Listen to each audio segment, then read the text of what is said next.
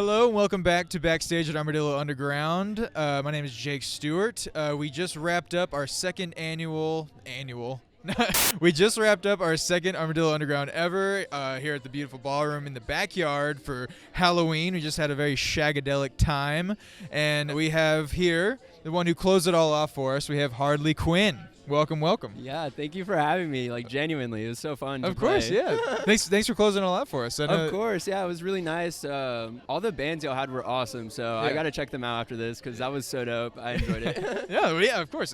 And like, we want all them to come back. We want you to come back as well. Oh yeah, I'd love to play something live for y'all instead of just a set, like a DJ set. Oh, really? Because like when I was watching you over there, it looked like you were really like. Yeah, I get it. I'm a around. Performer at heart. You know, I'm a performer at heart. So like when it comes to that, I prefer that, but like it depends, you know, like I like to do hybrid sets where I perform and then play something you can dance to at the end. You know, it's so fun. That's great. Yeah. Well, that actually leads to my first question. I was going to ask if you had sort of like an analog, like traditional musical background before you got into like mixing and stuff, or was it straight into EDM? I actually got like, I had a very traditional background. I started in middle school and high school band, playing the trumpet.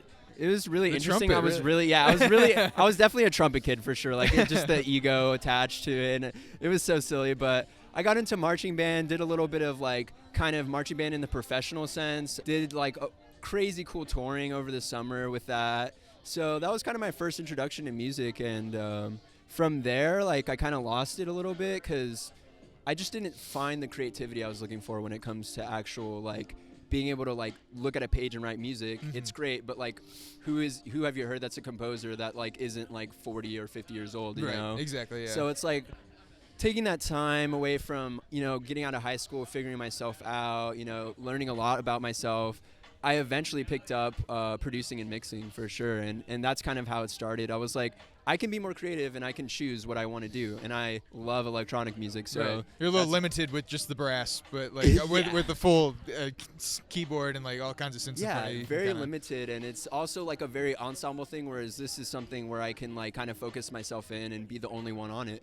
You know, I don't have to rely on anyone else, which sometimes it's great to rely on other people, but sometimes if people aren't reliable, it's hard because then it's like I'm putting my 100%, but you aren't, and it's like this is a project, right? And so if I can work on something by myself where I'm in charge of the project, it's just a great experience. Right? It's yeah. different, but it's not that much. It's not like better, but it's a great experience. Yeah, for sure, and you can kind of express your true self, like just you as yourself through when it's just a solo project. Exactly. Whereas like in any group project, it's really difficult, you know, just to there's always going to be someone shining, or there's going to be like in band it's the drum major, stuff like that, you know. So it's hard to like be a little more like expressive and creative and individualistic, you know what I mean? Like I'm a very like I love to like be in my own world, you know. Right. So I love that about being creative in my own project, just being in my own world. Is there an element of the trumpet that you try to like incorporate into your music now, or is it just sort of like I mean that's my past, this is like kind of what I'm doing now? I mean, the thing about music is like I do a lot more production than mixing. Mixing is great, but in production I'm almost thinking of my mixes and my productions as like an orchestra itself, you know. This synth is this instrument, another synth is this instrument. They have similar elements, and being in that setting, in a like orchestral setting, is actually very interesting because you learn like the music theory behind it all. You learn like the scales, how to knowing keys and how to, you know, make sure your production's in the right key. Yeah. You know, knowing keys and the mood behind keys, stuff like that. The scientific side. Exactly. It's really cool because that actually like without me knowing, I was learning all that stuff and I was like, oh, I'm never going to use this. But then eventually I was like, whoa, now I'm using it when I'm making my own music. It's actually insane, and it's very helpful. Like that realization of like, oh my god, crazy. Yeah, like it was worth learning this. Like I was put in the right place, you know. But just like having that transfer and being able to like be like, wow, I am talented, and I have this knowledge that, you know, does make it a lot easier for me to, you know, do a song and make a track and make a EP or make an album, you know what I mean? Yeah. I'm really grateful for it, because like some people start out with nothing. They just love listening to music, and that's great. It is a lot harder though. Yeah. You have to be in beat. The learning curve. Yeah, you have to be like in time, and you have to be on key, and learning all that stuff is really helpful. Well, speaking of tempo, I've been listening to a lot of your SoundCloud remixes. They're all very like just like fast, the hardest stuff, like some of the hardest stuff I've ever listened to. Hell but yeah. then I was listening to your Spotify stuff, and that's like more like traditional house, a little more drum and bass. Yeah. So like, how would you describe your sound? Is it more hard style? Is that the right term that I'm using? Hard yeah, style? I mean, it's hardcore. I think my sound is like just ever evolving. I don't know how to explain it, because the only way I can explain it is by like, it's just me. Right. I don't really have a genre right now. I do stick to like kind of like what you would hear at raves, or what you would hear at like a queer like rave event, like a pop artist playing with some crazy like sound design and production, like, and then like some dancing, and that's why I do kind of like a kind of double sets where I'm doing like mixing, or I'm performing first and then I'm mixing. Okay. I'll do like kind of like those like sets where it's like, okay, we can do both here, and it's really been like really interesting. A lot of people I look up to kind of start this way. It's like, as an independent artist, we have to get ourselves out there somehow, and it's like playing events is the way, and not everyone is like ready to sing right away or ready to do that. So like, I started off with mixing, and now that I'm singing and stuff, I'm like, okay, well, it's time to mix those in together, you know? Yeah. And who are your people that you've looked up to and sort of influenced your music and everything? Influences a lot of queer people, like specifically in the electronic community, like Smonsilf, Pedal Supply, Umru. There's a lot of people. I think some of my older like things that I listen to is just like Red Hot Chili Peppers. Like I pull from a lot of different genres. It's more of just about like, okay, I want my sound design to sound like Smonsilf in like 100 gex, but I want my singing to sound like, you know, this one of my favorite singers, or this person, and it's I don't know. I think I'm kind of like creating my own thing. Yeah.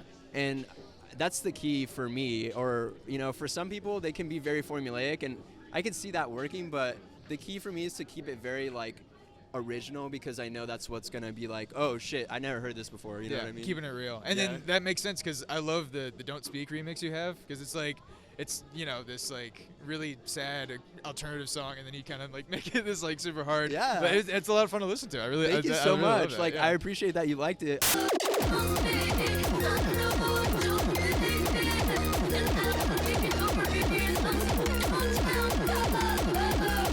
I love that idea of like bringing kind of like some lyrics that mean something very like dark and ominous, or very heavy, and mixing that with like some higher like uplifting production, you know? It's such a weird thing, because like someone will listen to a song and be like, oh, I love this song, it makes me want to dance and have fun, and then they'll read the lyrics and be like, whoa, this is crazy. Right? It's like, well, yeah, because like it's okay to express this.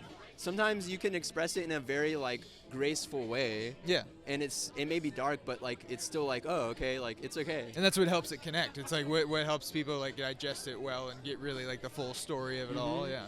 Yeah, I love that. Yeah. Yeah, that's great. And one final question: what's the costume for tonight? It's the Halloween. Costume tonight is, I love the Cyberpunk Edge Runners series. I wanted to again be my own person. I made my own vibe for it. Yeah. So I kind of just thought, okay, like I want to be a cyberpunk girly, and I want to put myself in that like Edge Runners like vibe of being like in this like post like whatever society where everyone's like, you know, either living horribly or living like just like upgrading themselves and trying to like be like a great like whatever it is they're doing. There's so many jobs they do, but bionic people. And so I just wanted to kind of bring that. So I have like some cute stuff going. Got my boots, got my leg warmers. Yeah. Got the holsters just in case. Got the holsters just in case. I was like, I should bring. No, I shouldn't bring that. Not that kind of show. Not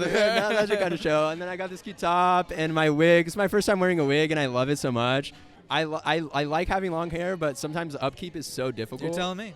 Right? It's so difficult. So like, I still have long hair, but I'm thinking about cutting it now that I've worn a wig. I'm like, maybe I could do this more often. You gotta keep it for the warmth of it all, you know. Right? It is keeping me warm. Well, awesome. Little vapage.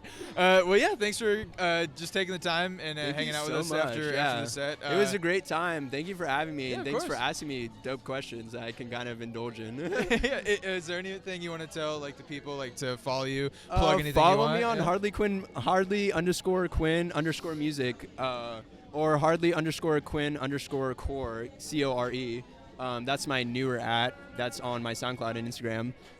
Coming out with an EP by the end of next month. Hopefully within the next 2 weeks. We'll see how fast I get this art done. A lot of my stuff I do myself. This is the first time I've had my friend do the main art for the cover.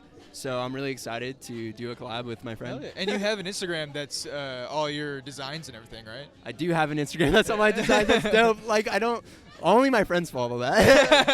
I think it's awesome. I haven't posted on it in so long, but I will post my updated design stuff. Yeah. Well, I only mention that because I love the Barbie cover you did, where Oh, it's hell just yeah. like the movie and your face is all plastic looking. Hell yeah, That's really cool. I fucking love that one. I just wanted to shout that out real quick. Yeah, thank you so much for shouting out all my stuff. I appreciate it. Yeah, You're of so course. sweet. Look out for Hardly Quinn, whatever they're playing. Well, hell yeah. Well, thanks for sitting down. Not you. sitting down, standing up with me. Standing down. Awesome. Happy Halloween, everybody. Happy Halloween.